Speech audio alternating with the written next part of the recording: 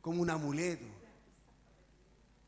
como un talismán, ¿no es cierto? Como un amuleto, como algo que, llevando esto, nos salvamos, ganamos la guerra. Pero el arca del pacto no era un amuleto, tampoco era que Dios, la presencia de Dios estaba ahí. El arca del pacto representaba, ¿no es cierto?, el pacto que había tenido Dios con Israel. Representaba la santidad, representaba a Dios mismo, pero representaba, no es que Dios estuviera ahí. Era una figura de Cristo. Pero, ¿qué sacaban ellos con llevar un arca? En esa arca, en ese momento, lo que simbolizaba no era nada. Porque lo que había en su corazón no estaba Dios. Por lo tanto, por muchas cosas que nosotros llevemos como cristianos, no tiene ninguna validez si no está Cristo en nuestro corazón. O sea, todo lo que nosotros hagamos para el Señor, todo lo que nosotros queramos aparentar o tomarlo como una manera para que nos vaya bien, como el mundo lo hace. Muchas veces el mundo toma cosas del cristianismo, abre la Biblia en el Salmo 91, para que le vaya bien, no sé, abre la Biblia, lee unos versículos, saca un pan de vida, para que le vaya bien en el día, pero lo hace con un sentido totalmente distinto a lo que el Señor quiere que nosotros hagamos. Si no estamos en la voluntad del Señor, si no hacemos las cosas que Dios nos manda a hacer, si no vivimos como el Señor quiere que vivamos, todo lo que hagamos no tiene ninguna validez. Ahora, no somos perfectos, entiéndalo esto, pero sí nuestro corazón buscamos al Señor. Y ese es el propósito, buscar al Señor mientras Él pueda ser hallado. ¿Ya? Entonces ellos fueron a la guerra, llevaron el arca, dijo, con esto nos va a ir bien, pero perdieron la guerra, perdieron la batalla. Y los filisteos se llevaron el arca. Bueno, y otro tema ahí, los filisteos tienen un problema, que hicieron el arca y lo pusieron al lado de su dios de pez, que es Dagón, y el dios empezó a caerse de a poco. Y vinieron plagas hacia ellos, así que después el arca la tuvieron que devolver porque le estaba trayendo mala suerte. Es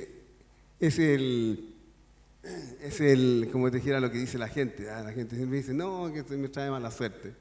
Nunca piensa que Dios es el que actúa, sino que siempre es la mala suerte. ¿Ya? Confía en la suerte. Bueno, ¿y qué pasó con estos hijos? Fueron muertos en la guerra, murieron jóvenes y no hubo más descendencia, y no hubo más sacerdocio en la casa de Elí, y Elí muere porque supo que primeramente sus hijos habían muerto en la guerra, y lo más importante, cuando supo que el arca del pacto había sido tomada por los filisteos. Y eso se le sorprendió y se levantó de su asiento y se fue hacia atrás. Y como era anciano, creo que se pegó en la nuca, no sé, algo por ahí, en la nuca, y se desnucó y murió. ¿Ya? ¿Por qué? Porque no hicieron la voluntad del Señor. Porque en su ministerio no hicieron como el Señor les pidió que llevaran su ministerio. Es importante cuando el Señor nos llama y poder hacer lo que el Señor nos dice que hagamos. Me voy a detener un poco.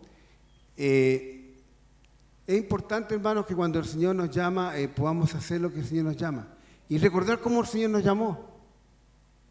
Mire, yo voy a contar, voy a ir la hora, porque para mí siempre la palabra es lo más importante y se lo digo a los maestros. Menos testimonio y más palabra, porque de repente a veces por el tiempo tenemos 3/4 de hora para hacer la clase, entonces a veces el tiempo es muy corto, ¿ya? Y es importante la palabra del Señor. Pero yo recuerdo una vez cuando yo fui joven, porque fui joven alguna vez por si acaso, cuando tenía 26 años, o sea, hace 5 años atrás más o menos, tenía 26 años atrás, 26 años, y me acuerdo que había una campaña evangelística de sanidades y todo ese tipo de cosas. Ya, sanidades y muchas cosas en la iglesia. Y había un evangelista que llegó y y pidió personas para que trabajaran con él. Bueno, de esas personas que trabajamos, me tocó trabajar a mí. Yo era guerrero de la fe. Así se llamaba el título que me habían puesto, guerrero de la fe. Entonces tenía que estar a los lados mientras el evangelista predicaba y hacía todo el tema de la sanidad, yo tenía que estar intercediendo todo el momento mientras duraba la campaña. Bueno, cuando empezó este tema, dijo él, ¿quiénes son las personas que van a ayudar? Y nombraron a 4 personas. Nosotros nos reuníamos en donde está el gasómetro, en el gasómetro antes de Valparaíso, ¿se acuerdan? En el gasómetro está el Teatro Avenida. Bueno, el Teatro Avenida arriba tenía una palomera, ¿ya? Ahí nosotros arrendamos ese sitio para poder hacer los cultos. Bueno, la palomera era un lugar donde había excrementos de paloma, donde había la madera, era ploma, con mucha tierra. Nos costó mucho limpiar eso, hacer muchas cosas para poder limpiar aquello, pero igual quedó sucio eso. Bueno, entonces en esta iglesia era una iglesia que se caracterizaba porque la mayoría éramos jóvenes. El 10% era adulto y el 90% era joven. Y del 90% de los jóvenes, el 10% trabajaba y el 80% no trabajaba. Y dentro de esos jóvenes estaba yo, y me acuerdo que me llamaron. Bueno, yo en ese tiempo trabajaba ya en la empresa que trabajo ahora, y en ese tiempo se usaba la corbata. Entonces, dentro de los jóvenes, lo único que usaba corbata era yo. Y entonces me acuerdo que el hermano dice, yo estaba allá al fondo, y el hermano decía, ¿a quiénes van a trabajar eso? Y no sé por qué a mí. El Señor sabrá por qué. Dice, y ese joven está allá. El joven que está allá, que también va a trabajar, que tiene que venir acá en puntico hasta que adelante. Y yo lo hice inmediatamente, pero lo hice porque lo hice para el Señor.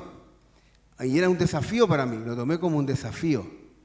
Y claro, yo no andaba con ropa como para andar arrastrándome en el suelo, pero lo hice para el Señor, hermano. Pero los hermanos decían que cuando yo venía hacia acá, era como que algo había salido de mí. Fue tan especial, hermano, fue tan especial. Yo nunca lo he contado esto. Fue tan especial que yo sentí que algo salió de mí también. Y yo, hermano, cuando pasó esto, yo estaba tanto en la presencia del Señor, era tan fuerte, hermano, que yo no quería nada más. Solo quería estar con el Señor, nada más con el Señor, y me sentía como en las nubes, como que no estaba acá. Yo no estaba acá. Yo llegué a la casa, empecé a orar por mi familia, por mi sobrino. Llegué a mi trabajo, mis compañeros me decían, ¿qué te pasa? ¿Por qué estás tan callado? ¿Por qué estás extraño? Yo no hablaba nada, y solamente estaba en la presencia del Señor. Yo estaba en mi trabajo, pero yo estaba en la presencia del Señor. Yo no estaba acá. Yo no estaba acá. Yo sé que no estaba.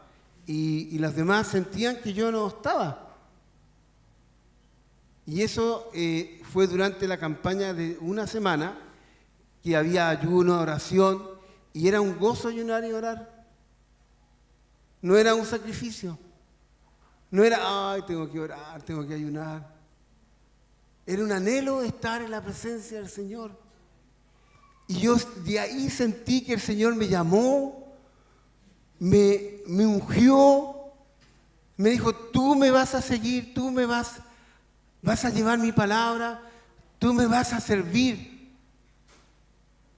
Y ahí cambió mi vida de una manera especial, aunque yo era cristiano, pero cambió porque es una convicción, hermano, que nunca la voy a olvidar.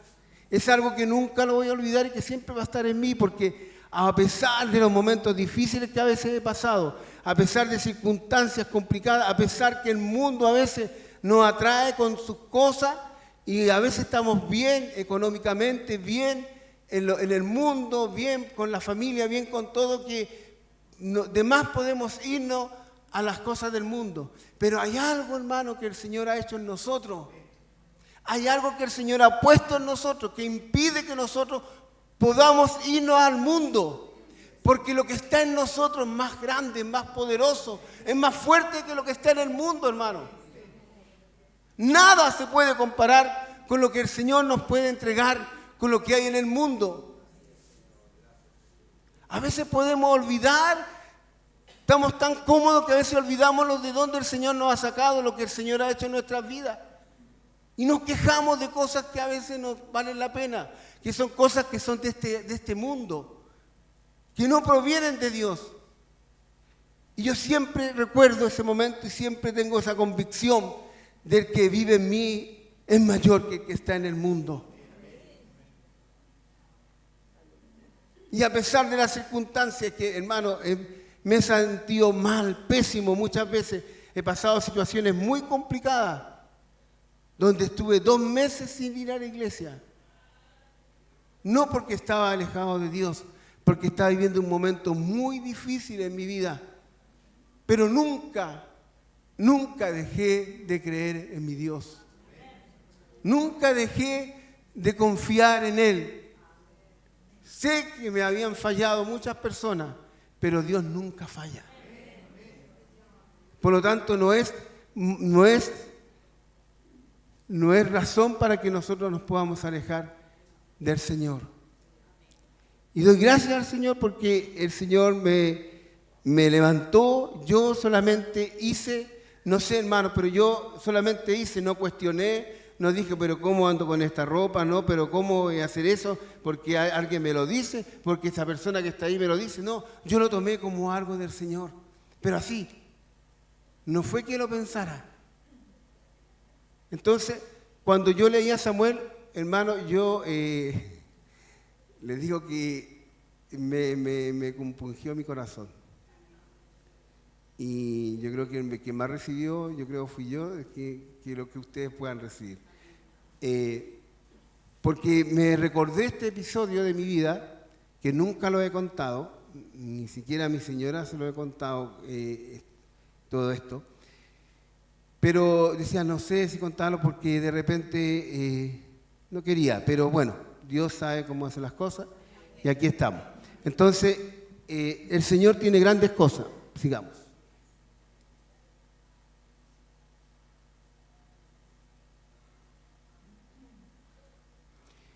Bien, a tal punto que a veces uno quiere dejar de trabajarle al Señor cuando se siente decepcionado. Yo no quería trabajar en la iglesia, no quería hacer clase. Tengo 13 años en la iglesia y hace 3 años creo que empecé a hacer clase. Me habían llamado otras veces, pero no quería hacer clases, no quería. Pero Dios ha estado obrando en mi corazón y de a poquitito el Señor me está usando para poder seguir haciendo clases, enseñando la palabra del Señor, que el Señor lo que me ha llamado es entregar su palabra. Bien, sigamos. Anhelo de un rey. El pueblo, viendo la estabilidad de las naciones vecinas con reyes, deseaba tener uno propio para que los guiara en la guerra y los protegiera de sus enemigos. Este deseo, aunque entendido por Dios como un rechazo a su reinado, reflejaba la necesidad de orden y liderazgo. 1 Samuel 8, vamos a leer del 1 al 9, un poquito largo, pero hermano, ahí. Sí. ¿Ahí? ¿Sí se escucha? A ver.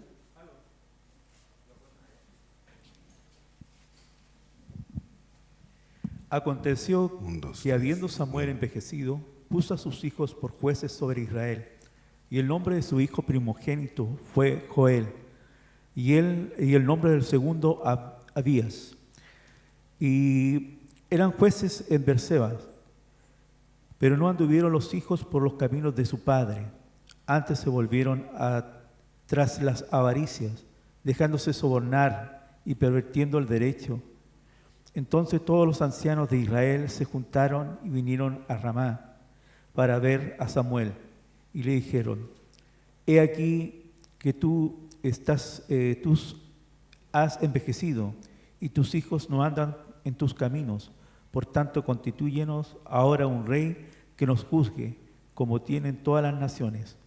Pero no agradó a Samuel esta palabra que dijeron: danos un rey que nos juzgue.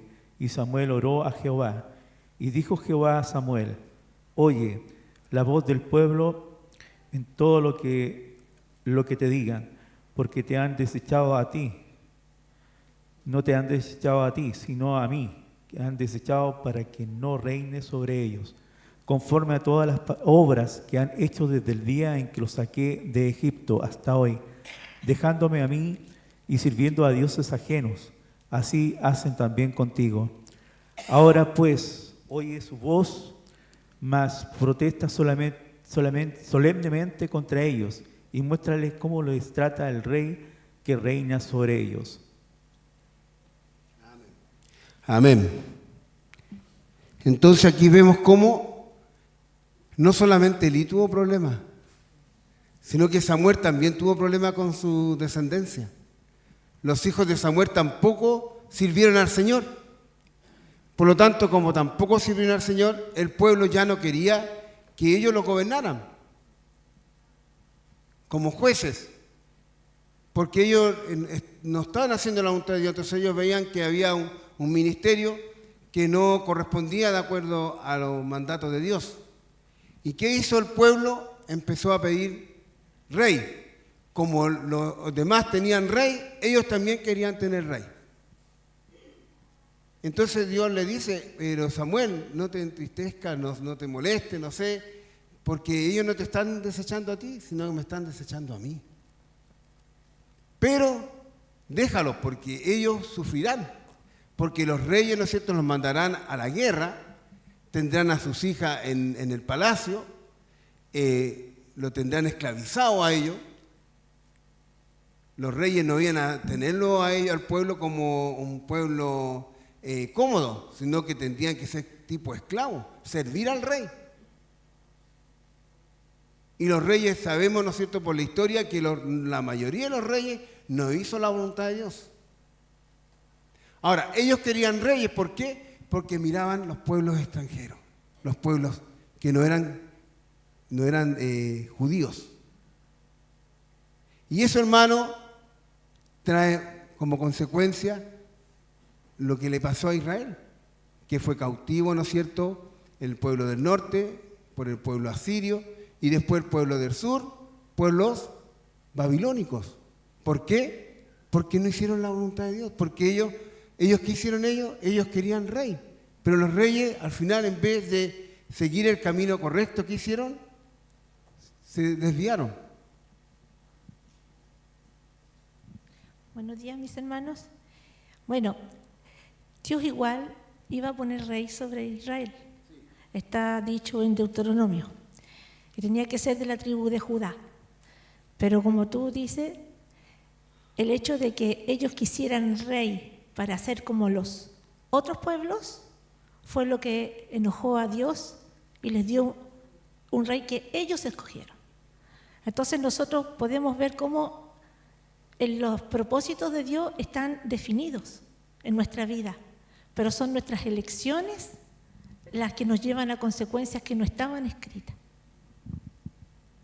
Claro, ellos en ese momento querían rey, como dice Pamela, que lo que sería el rey, pero más adelante, pero de acuerdo de la tribu de Judá, para que pudiera venir el Mesías. Pero de ese contexto que yo estoy hablando, ellos querían rey, pero con el propósito porque ellos miraban los pueblos que estaban en nuestros lados. ¿Qué quiere decir con esto? De que ellos estaban siempre mirando lo que hacían los otros pueblos. Seguían, se unían idólatras, querían hacer todo lo que los demás hacían. Y eso, hermano, nos vemos como que en vez del pueblo de Dios progresar, iba en decadencia. Y eso, hermano, también nos puede llevar a nosotros a pensar en esto. Que muchas veces nosotros estamos mirando hacia lo que avanza el mundo, más lo que avanzamos nosotros. Y a veces, muchas veces, estamos adquiriendo cosas que son del mundo y queremos utilizarlas dentro de la iglesia, porque pueden ser útiles para la iglesia. Como el pueblo de Israel quería rey, así como el mundo, como los pueblos extranjeros tenían rey, los otros, así también ellos adoraban a otros dioses, porque los otros pueblos extranjeros también adoraban a otros dioses. Ellos también querían imitar lo que había afuera. Y muchas veces nosotros como iglesia también, muchas veces queremos imitar lo que hay afuera y traerlo dentro de la iglesia. Porque es bueno, porque mira, así decía el pueblo de Israel, ellos prosperan con los reyes, ellos han prosperado. Y nosotros estamos acá sin prosperar. Hagamos lo que hacen los demás, hagamos lo que hacen los otros pueblos. Y la iglesia, hagamos como lo hace el mundo. Adquiramos las modas del mundo, las cosas que van viniendo. Hermanos, cada día en el mundo va a ir en deterioro, cada vez va a ir en más decadencia, moralmente va a ir cada día peor. Y nosotros como iglesia no podemos imitar las cosas del mundo. Porque no somos del mundo. Estamos en el mundo, pero no somos del mundo. Y las cosas del mundo pasan, pero los que guardan la palabra, los que se guardan para el Señor, permanecen para siempre. Entonces no tratemos de usar estrategias que vienen del mundo, porque el mundo está gobernado por las tinieblas, por Satanás, el diablo. Así de simple. Y nosotros somos hijos de luz. ¿Amén? Entonces, a este pueblo, ¿qué le pasó al pueblo de Israel? Por mirar para el lado. Mirar lo que tenían los otros.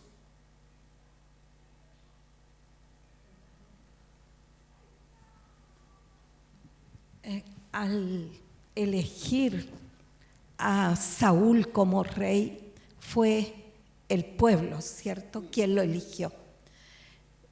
En cambio, cuando fue elegido David, fue elegido en el corazón de Dios. Yo entiendo en ese concepto la elección de David, porque mucho se toma como que él se humillaba después de pecar, pero muchos se humillan y se han humillado y se humillarán, tal vez como lo ha hecho David, sino fue porque Dios lo eligió. Por eso dice que fue elegido según el corazón de Dios, no que tuviera el corazón de Dios. No sé si... Sí, amén. Lo que pasa, hermana Pamela, hermana Flor y mis hermanos, yo solamente quería hablar sobre el contexto de que ellos querían elegir rey, ¿ya? Hasta ahí iba a llegar yo, porque la hermana Isabel va a hablar sobre eso, entonces yo no quería pasar a la clase de la hermana Isabel. Lo tuve que decir, hermana Isabel, porque ya vi que estaban hablando mucho respecto al tema, pero la idea, pero está bien lo que dicen, está bien, no está mal, sino que la clase que viene con la hermana Isabel, yo solamente quería mencionar que ellos pidieron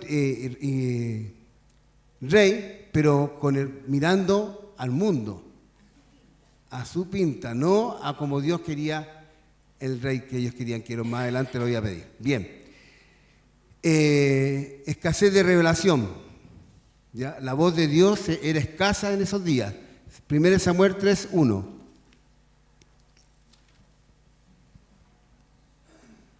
El joven Samuel ministraba a Jehová en presencia de Elí, y la palabra de Jehová escaseaba en aquellos días. No había visión con frecuencia. Amén. Entonces, la revelación era poco frecuente. El llamado de Samuel representa un momento crucial en el que Dios rompe el silencio, ese silencio, y comienza a hablar nuevamente al pueblo a través de un joven que estaba dispuesto a escuchar y obedecer. Bien. En ese momento estaba, en que él estaba dispuesto a obedecer a Dios. Función de Samuel. Samuel en este contexto emerge como un profeta y juez, marcando el inicio de una nueva etapa en la historia de Israel. Su llamado y su posterior ministerio como profeta y líder son fundamentales para la transición hacia la monarquía y la restauración de la relación entre Dios y su pueblo. ¿Ya? Lo tengo escrito porque por el tiempo ya.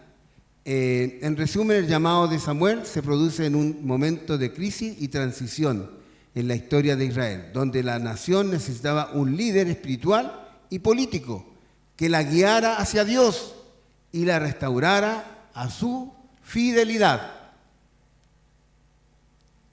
Bien, la historia se desarrolla en 3 etapas, donde Samuel, inicialmente confundido, finalmente entiende que es Dios quien lo llama y le responde con la frase: habla, que tu siervo escucha. Detalle del llamado. La voz de Dios. 1 Samuel 3, 2 y 4.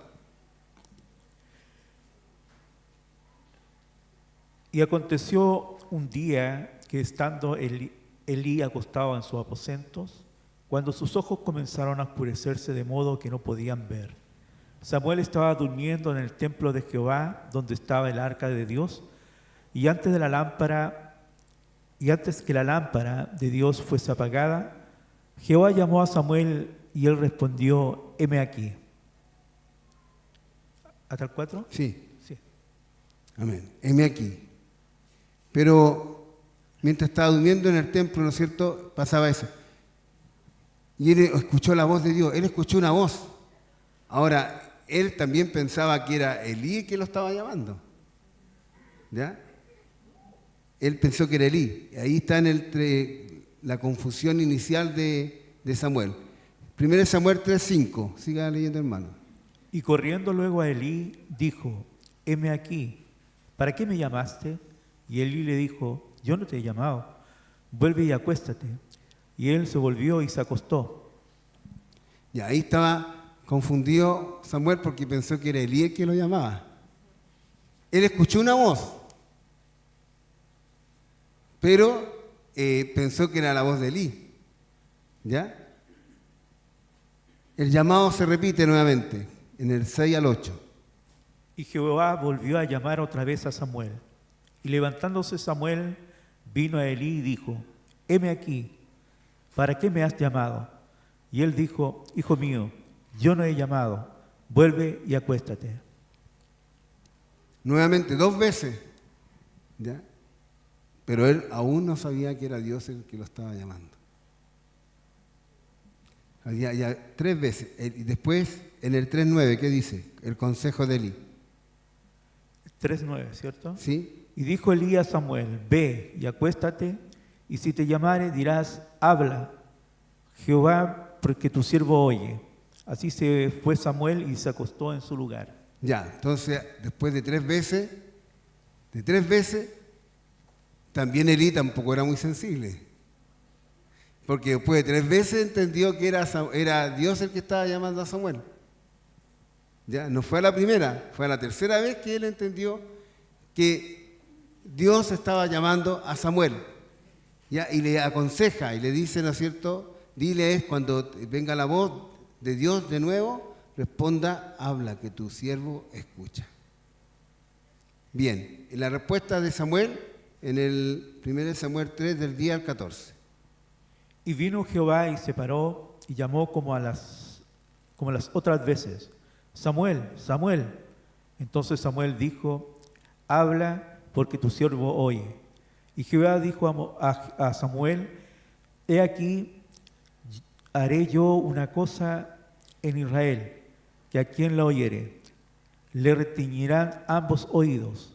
Aquel día yo cumpliré contra Elí todas las cosas que he dicho sobre su casa, desde el principio hasta el fin. Y le mostraré que yo juzgaré su casa para siempre, y por la iniquidad que él sabe, porque sus hijos han blasfemado a Dios, y él no lo ha estorbado.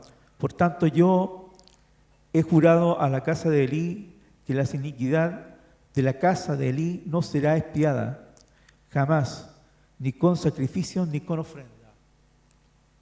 Amén. Entonces aquí era una palabra para Elí. Ahora, Samuel no quería decir esta palabra a Elí. temía decir esta palabra, ¿verdad? Porque era fuerte, porque con eso le estaba diciendo que ya venía juicio sobre ellos y que ya se iba a terminar su descendencia. ¿Ya? Pero Elí, ¿no es cierto?, le dice que le diga la palabra, que él quiere escuchar la palabra. Entonces, podemos ver el llamado de Dios. Podemos ver que Elí, después de 3 veces, pudo darse cuenta que era la voz de Dios. Y Samuel no supo. Ahora, esto nos lleva, ¿no es cierto?, a que nosotros también podamos aprender a escuchar la voz de Dios. Y no solamente a escuchar la voz de Dios, sino que a obedecer. Porque Dios muchas veces nos habla y nosotros sabemos que Dios nos está hablando, pero no obedecemos. Y es como dice la hermana Moraíma, siempre yo me voy a recordar de esa hermana Moraíma. Obedecer. Entonces, vemos como conclusión, vamos a ver la conclusión, dice, puse acá una frase que la vi en internet y me gustó. Dice, no ores hasta que Dios te escuche. Ora hasta que tú lo escuches a Él. Porque a veces nosotros hablamos y nunca dejamos que Dios nos hable a nosotros. Tenemos una lista de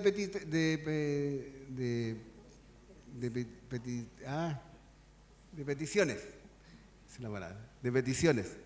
Y nunca lo escuchamos a Dios. Y hablamos la semana pasada sobre la oración y la importancia que tiene la oración. Y esto también está relacionado porque Dios no nos puede hablar si no oramos. No podemos tener comunión con Dios si no oramos. Y como pueblo de Dios, nosotros sabemos que es como dentro de los requisitos para ser cristiano, digámoslo así, es orar y leer y estudiar la palabra. Son las 2 cosas importantes para un cristiano. Las armas importantes para un cristiano es la oración y la palabra de Dios. ¿Ya? Entonces, el significado del llamado, este llamado de Samuel es un ejemplo de cómo Dios puede comunicarse con las personas y llamar a su servicio. La importancia de escuchar y responder. Samuel aprende a escuchar la voz de Dios y a responder a su llamado, lo que lo convierte en un profeta. Él se convirtió en un profeta porque él escuchó la voz de Dios y también ese mensaje era para el pueblo. Un mensaje para el pueblo de Israel. Samuel, como profeta, transmite el mensaje de Dios al pueblo de Israel. ¿Quién lo reconoce como profeta? Eso está en 1 Samuel 3, 19 al 21, hermano. Y Samuel Pablo. creció y Jehová estaba con él, y no dejó caer a tierra ninguna de sus palabras. Y todo Israel, desde Dan hasta Beerseba, conoció que Samuel era fiel, profeta de Jehová. Y Jehová volvió a aparecer en Silo, porque Jehová se manifestó a Samuel en Silo por la palabra de Jehová. Amén. Aquí todo el pueblo, ¿no es cierto?, reconocía a Samuel como profeta. ¿Por qué lo reconoció? ¿Por qué podemos ser reconocidos nosotros como hijos de Dios? Por la obediencia, por el fruto. Sí. Entonces es importante que los demás puedan decir que nosotros somos un hijo de Dios. No porque llevemos una etiqueta, no porque andamos con la Biblia debajo del brazo, sino que por nuestro fruto, por nuestra obediencia a Dios, porque somos sensibles a la voz de Dios, porque escuchamos la voz de Dios y no solamente la escuchamos, sino que también la obedecemos. Y eso es lo que pasó con Samuel. Él obedeció, él escuchó la voz de Dios y obedeció la voz de Dios, y el pueblo lo entendió, y el pueblo lo reconoció como profeta. El pueblo tiene que reconocernos como hijos de Dios. Los de afuera tienen que reconocernos como hijos de Dios. No porque vamos a la iglesia, porque hablamos como Canuto, sino que porque son por nuestro fruto. Amén. Entonces, un mensaje para el pueblo de Israel, Samuel como profeta. Y así también para nuestra vida. Así como Pablo, ¿no es cierto?, fue sensible a la voz del Espíritu Santo. Escuchó la voz de Dios. Y no solamente la escuchó, sino que obedeció. Así nosotros tenemos que escuchar la voz de Dios. Dios nos habla a través del Espíritu Santo. De muchas maneras. Audible, en nuestro corazón, pero lo más importante donde Dios nos habla es a través de su palabra. Porque su palabra es segura. Y no es engañosa, porque a veces el corazón del hombre es engañoso. A veces, no, si Dios me habló. Y realmente no es que Dios me hable, es que mi corazón anhela eso. Hay que tener cuidado, ¿sí? Su Santo Espíritu. Y a través de su Santo Espíritu Dios nos habla y nos dice lo que tenemos que hacer. Y lo que nosotros tenemos que hacer es obedecer. Hechos, capítulo 14, versículos 6 al 10. Ahí para lo que dice la hermana Moraima, del Espíritu Santo.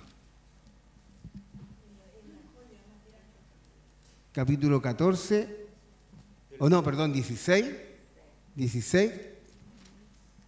6 al 10. La visión del varón macedonio. Ya. Y atravesando Frigia y la provincia de Galacia, le fue prohibido por el Espíritu Santo hablar la palabra en Asia.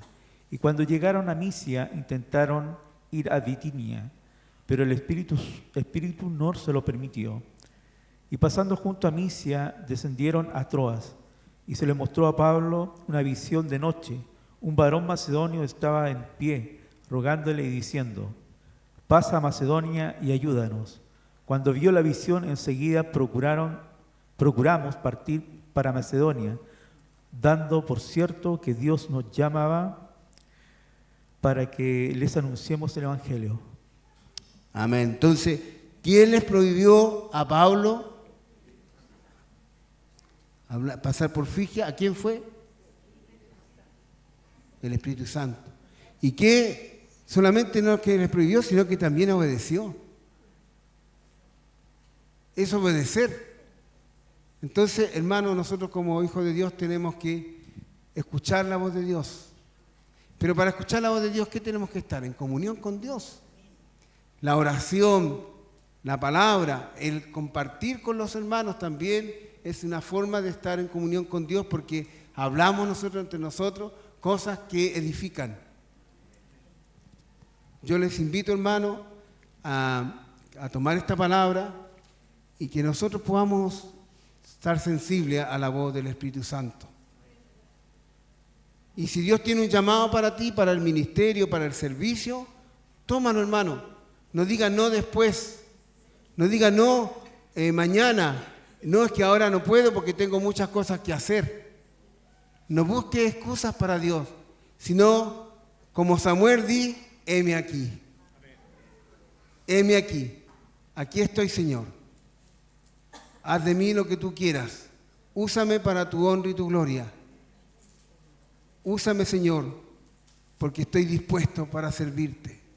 Estoy dispuesto, Señor, con todas las dificultades que tengo, con todos los problemas que tengo, pero heme aquí, Señor. Aquí estoy, Señor. Aquí está mi corazón, aquí está mi vida, Señor, para ti. Porque tú moriste en la cruz del Calvario por mí, porque tú pagaste un precio, porque tú me rescataste, Señor, de las tinieblas, porque tú me rescataste, Señor, de donde yo estaba. Y me has levantado, Señor, para servirte a ti. Señor, te alabamos, te glorificamos en esta mañana, Señor. Te damos toda la honra, toda la gloria, Señor. Te agradecemos por lo que tú haces cada día, por nuestras vidas, Señor. Por lo que haces por nuestra familia, Señor. Gracias, Señor, porque tú nos rescataste, Señor, de las tinieblas, tu luz admirable, Señor. Gracias por cada uno de mis hermanos, Señor, que está acá, Señor. Si tú obrando en sus vidas, Señor, tú conoces su corazón. Tú conoces lo que hay en ellos, Señor. Si tú obrando, Señor, sacando todo aquello que pueda impedir que tú te glorifiques, que tú te manifiestes en sus vidas, Señor. Obra, Señor, con poder, Señor. Que podamos ser sensibles a la voz de tu Espíritu Santo. Que podamos decir como Samuel, heme aquí, Señor, heme aquí. Habla porque tu siervo escucha. Habla porque tu siervo escucha. Glorifícate, Señor, en medio nuestro, Señor. Glorifícate, mi Dios, en el nombre de Jesús, para la gloria, la honra tuya, Señor. Dígale al Señor usted su situación, lo que hay en su corazón, lo que puede estar estorbando que el Señor se manifieste en su vida. Dígale al Señor con sus palabras: Señor, yo no puedo, pero tú puedes. Porque tú, Señor, con poco haces mucho. Y con nada, Señor, tú haces todo. Y tú con nada hiciste todo en mi vida, Señor.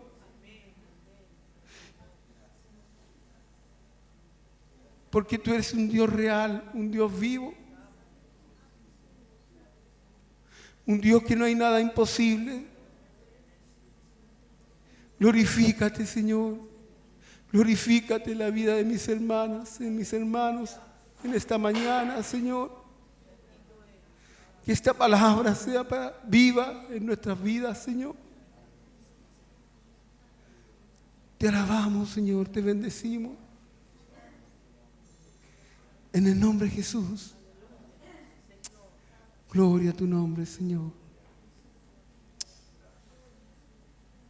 Amén. Amén. Señor.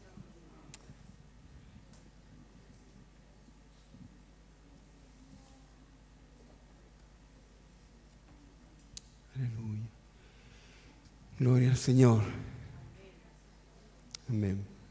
Vamos a tomar la ofrenda. Hermana Flor.